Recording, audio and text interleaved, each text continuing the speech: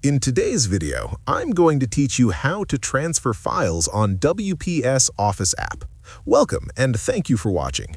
This tutorial will walk you through the entire process in a clear and simple way so you can move your files smoothly without confusion.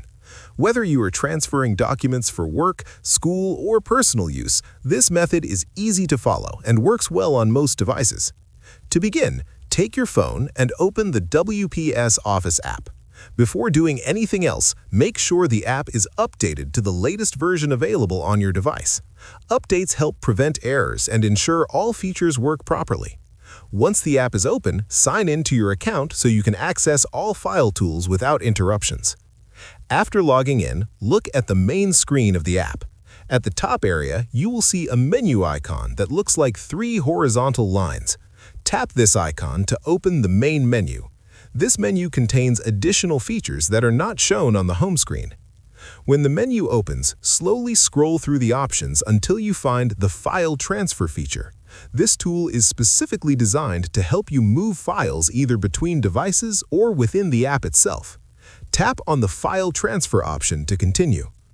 Inside the Transfer section, direct your attention to the lower right area of the screen.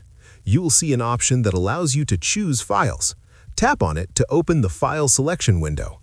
At this point, the app may request permission to access your device storage. Make sure to allow this access because file transfers cannot work without it. Now you can choose the file you want to transfer. Browse through your folders calmly and locate the document you need. Once you tap on the file, WPS Office will immediately begin the transfer process. You do not need to confirm anything else, as the app handles the process automatically. Simply wait a moment while the transfer completes.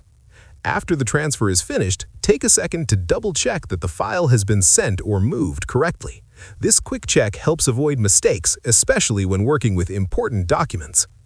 If you found this video helpful, let me know in the comments. Give it a like, subscribe to the channel, and don't forget to hit the notification bell.